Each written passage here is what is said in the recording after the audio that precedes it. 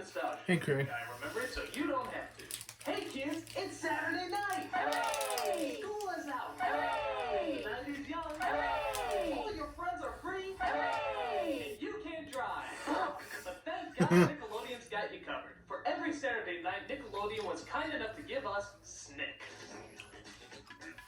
Snick was a gathering of some of Nickelodeon's most popular shows, along with a few new ones, that would air every single Saturday night. Their symbol was an orange couch that was so tacky for any homeowner to take in that they left it outside. Now, I've already talked about some of these shows like Ren and Stimpy, Rugrats, and Clarissa Explains It All, but there were a lot of other shows too. Shows that once again helped Nickelodeon get its identity. So let's start with one of Nickelodeon's biggest hits. Funniest. Let's start with this. Roundhouse. Roundhouse was a sketch show that was kind of like that improv group you've seen that isn't really funny, but God knows they're trying. It was pretty much kids who performed in front of a live audience with no real sets, very few props, and practically no costumes. We were supposed to imagine all those. Like, imagine that I have a remote control. Now imagine that I'm changing the channel. Oh wait, I don't. That's why we have concrete matter. They would perform sketches, musical numbers, and all sorts of other crap while trying to somehow convey a message. Hi, I'm Mac McMurray. Try saying that 3 times real fast. Mac McMurray, Mac McMurray, Mac McMurray. You see, I can't even say it, and it's my own dang name. Remember those lame self-esteem groups that would come to your school, do some sketches, and actually make you want to return to your class? Just imagine that in prime time. In fact, some of these sketches actually seem a little risque for a kid's show. Like, they actually use the word hell a few times.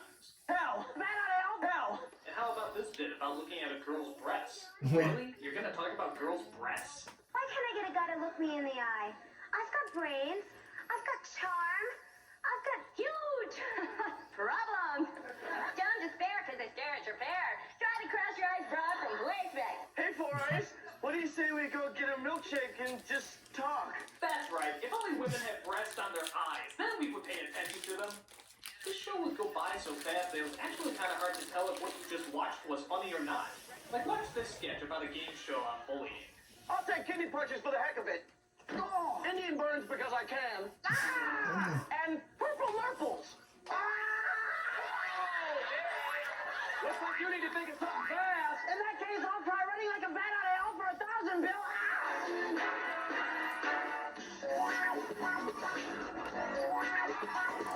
Dancing? Hi, why are we dancing? I mean, what the hell? It's like they ran out of punchlines, so they just decided to dance. Oh no, I have no segue. What should I do? Dance, you fool, dance! Quick, bring in the interpretive dancing minds to help him out. And speaking of songs, how come every song in this show sounds like bad Christian rock music? I know that I can find a friend. Everyone's got a mission in life, and this is mine. Nah, I take it back. Even Christian rock music isn't that bad. Everything electronic in the whole house is off. Well, what do we do now? Well, I guess we could talk to each other. This isn't talking, this is singing.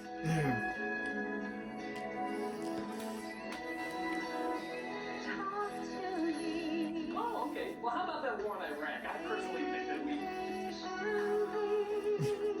Oh, that was just part of the song. I'm sorry. I have no interest in me at all. Sorry. And talk to me. Shut the fuck up. Alright, this show is freaking me out. How about we take a look at something that isn't the least bit scary? Are You Afraid of the Dark? Well, not particularly frightening. Are You Afraid of the Dark was, well, not particularly frightening. I guess it was trying to be like a kid-friendly version of Tales from the Crypt, but even then, the only scary part about that was the Crypt Keeper's puns. I've heard of giving someone the finger, but this is ridiculous.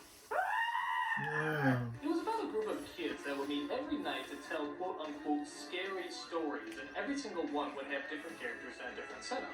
Though somehow they always managed to have the same storylines. Have you ever noticed that? There's always one kid who's kind and innocent, and another kid who's always a pain in the ass. The pain in the ass always gets his or her comeuppance from something supernatural, while the good kid always saves the day as they both learn a valuable lesson that ultimately results in a happy ending. Now, while I have to admit, being taught a lesson from a TV show can be very scary at that age, this show wasn't the least bit frightening. One of the biggest problems is the actors on the show. Sometimes you would get a good child actor, but for the most part, they were very rare among the mix. My favorite is this one kid from The Tale of the Phantom Cab. Like, watch this kid's stellar change of emotion. Ew. Cool. I'm playing two emotions at once. A shame I can't get either of them right. Ew. Cool. Or how about this scene where he tries to figure out a riddle this old wizard gave him? But you can't see air. Or can you? Wait a second, there's a trick here. You can't put something in the barrel to make it lighter. You have to take something out. If you take something out of the barrel itself, it'll be lighter. That's pretty bad. Actually, his acting sounds a little familiar. It's weightless. You can see it. And if you put it in a barrel, it'll make the barrel lighter. This is tense. Yeah, you boy. Get us off this autopilot. It's gonna get us both killed. It's like they have the same acting coach. However, the most annoying part is just the kids who are telling the story who call themselves the Midnight Society. I think these kids take this stuff way too seriously. We're called the Midnight Society. We're right next to the Dungeons and Dragons role-playing game. Separately, we're very different. We like different things. We go to different schools, and we have different friends. Some of us like the same gender. But not me. But one thing draws us together. Smoking weed around the fireplace. The dark. And smoking weed around the fireplace. This is a warning to all who join us. You're going to leave the comfort of the light and step into the world of the supernatural. We play Magic the Gathering, bitches! Well, I already watch Supernatural every night, so I don't need Okay, this. what's with the blindfold? Yeah, what's with the blindfold? This meeting place is secret. Yeah, and you're not in yet. There are people who would kill their unborn babies to find this location. Who sponsors Frank? We have sponsors? I do. He's a good guy. Yeah, but can you tell a good story? Who said that? Who dares question my storytelling ability? So the person tells the story, and at the end they have a vote as to whether or not he should be allowed in this most sacred of bullshit society. And now the vote. Thumbs up means Frank's in, thumbs down he's not. And it has to be unanimous. Hey, is this really necessary? I mean, couldn't we just say whether or not we like the story? I mean, it'd go a lot faster. You don't understand the rules of this society. Without these rules, this whole organization would fall apart. Yeah, about that too. Do we really have to be so official all the time? Yeah. I mean, can't we just, I don't know, eat some snacks, drink some beer, maybe tell a story, do stuff that kids are supposed to do? Yeah. I don't think you're a team player anymore, kid. Do I have to unleash the rabid, crotch-fighting wildebeest again? I'm cool. Just, God, don't release that thing. Good. So like I said, thumbs up. Kiki? Betty Ann? Kristen? Eric? Simon. Dreadful. I also like the fact Simon that before Cowell. every story they throw magic dust on the fire that somehow makes the title appear. I guess it's just magic credit dust or something. Actually, I always thought that stuff was cocaine, and that's why the kids kept coming back all the time. But I will give it this, it was at least entertaining. I mean, sure it was campy, but a lot of it was creative, and it did often keep my interest until the end of the show. So I guess that's something. And I guess for really, really young kids, it was a decent enough show. But enough of all that. Let's move on to all that! All that meaning all that entails, but all that the TV series that was in fact all that. Yeah, all that reboot. Alright, you know already. That's probably over by now. Alright, this check is dead. As if Nick didn't have enough sketch shows, we were given all of that. All that was. Comedy that actually had a cast Well, of good staff that good could burger. work. What? With a good burger, may I But take no, your no, order? American. Racist.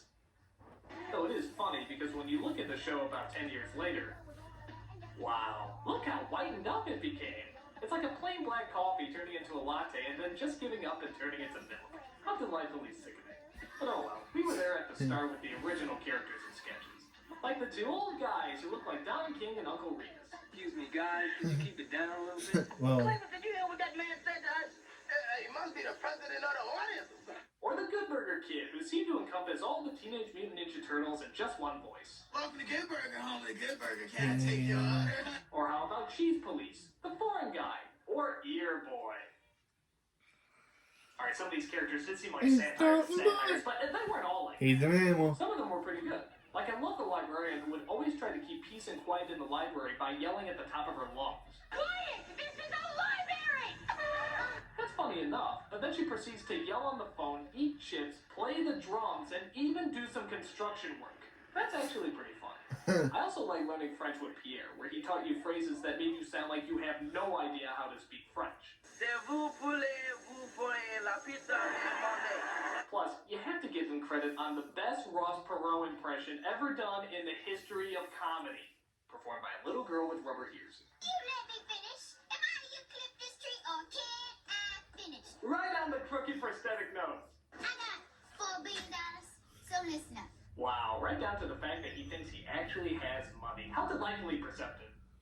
And speaking of impressions, here's a weird little coincidence. Kenan Thompson, who would go on to do Bill Cosby on Saturday Night Live, is actually doing Bill Cosby here as a little kid.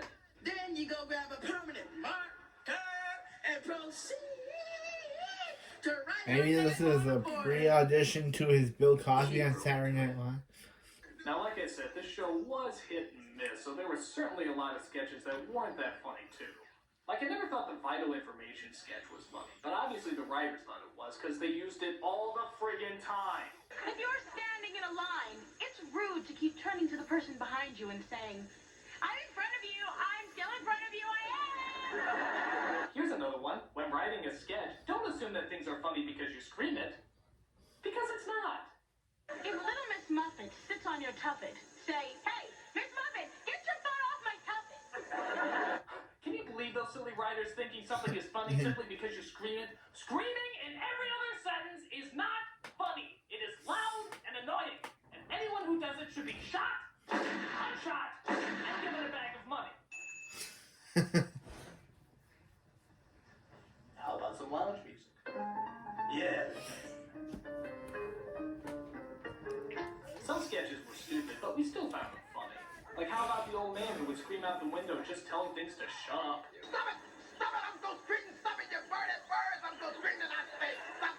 And then out of nowhere, whatever he was yelling at would suddenly attack him. That's so stupid, but for some reason it always made me laugh. A lot of the show was like that. For all its problems, all that certainly knew how to keep us entertained and always keep us coming back. Now, I stopped watching Snick around this point, but there's two other shows I gotta talk about simply because everybody says I gotta talk about them. One of the shows was Kablam, kind of like a cartoon sketch show that used a variety of different animation. Now, the problem is I couldn't really find any full episodes. All I could find is a series of sketches called Action League, which kind of looks like my G.I. Joes beating up some Barbies, and another series of sketches called Prometheus and Bob, which is about an alien who tried to teach a caveman how to evolve, but the caveman never catches on. Both of these sketches are funny, I guess, but like I said, I couldn't find anything else, so that's about all I can really talk about. The other show is called Kenan and Kel, based off of the two most popular actors off of all that. From what I can tell, it's about... Holy shit, is that Coolio? How the fuck did I get Coolio? I mean, seriously, this is the guy who said Gangsta's Paradise was too serious to be parodied, and then he's doing the opening of a kid's show? How the hell does that work? Yeah, well, you know, I was hesitant at first, but then I started watching the show all back, and I saw these boys really knew what it was like to suffer. Because Lord knows I suffered through a lot of them Good Burger sketches, and they know all about pain, boy. They know all about pain. Represent. So I took a look at a special TV movie they made called Two Heads Are Better Than None, which is about Kenan's family going on vacation as his best friend Kel tags along. And from what I could gather, it wasn't that bad. It was kind of hit and miss like all that, though. Like when they want to sit around the campfire and tell ghost stories. When the bread popped out of the toaster, no one knew what to put on it. He said let's tell ghost stories, not ghost stories. What? Hey, as long as there's no Midnight Society involved, I don't care what shitty jokes they tell. Yeah. For comedy, it's pretty customary. Kenan is the cynical smart one, while Kel is the energetic dumb one. Yeah, I haven't seen that before. 11 bottles of orange soda on the wall. That's it? Just gonna stop at 11? You mean we had to sit through 1 million bottles of orange soda on the wall, and you just gonna stop at 11? You're not even gonna finish? Yeah, I'm tired of that song. Also, what is up with Kenan's hair in this? He looks like one of those Black Cabbage Patch Kids. What, was that just the style? What? The fire's dying down. Maybe I should go get some more wood for it. Actually, Kenan's starting to sound a little familiar to me, too. Hey, 'cause I'm not saying I just want to get some more wood for it. Because it's flaming. The Oh, Chester. Keenan Thompson, I always thought he sounded like Bill Murray from Caddyshack. Which is the greatest movie I've ever seen in my life! Well, even though it wasn't really anything new, I guess Kenan and Kel was harmless enough. I mean, where else can you see people dancing to a ludicrous song being performed by a piano-playing monkey? Well, okay, that one episode of The View, but I don't think that can. That one is. So that's about all I gotta say about Snick. It was fun, goofy, and an enjoyable way to spend your Saturday night before you discover booze and how to break the law. Sorry I couldn't be more detailed, but most of the shows I already went over in the last 2 episodes, and everything else I was too old for. But hey, next week we're gonna be tackling my favorite Nickelodeon subject, Nickelodeon game shows. That's right, we're gonna be going over all your favorites, like Guts. No video. Oh, we couldn't find any good videos for Guts? Well, okay, we'll be going over other shows, like Wild and Crazy Kids. Nope. Oh, no good quality videos for that either. Okay, well, what game shows do we have? Double Dare? That's it? I already did Double Dare, you miserable pile of splooge! I can't do it again! Great, so I have no high-quality videos to do the Nickelodeon game shows with. That's just wonderful. How am I supposed to end Nickelodeon with? I can't just stop in the middle. Come on, give me something, anything. I'll take the worst thing that Nickelodeon has ever produced. The absolute worst. Anything. I don't care how bad it is. The horrible, terrifying thing that Nickelodeon has ever unleashed. Because I contend. So, tell me, Nick, what exactly do you have in mind for me to look over?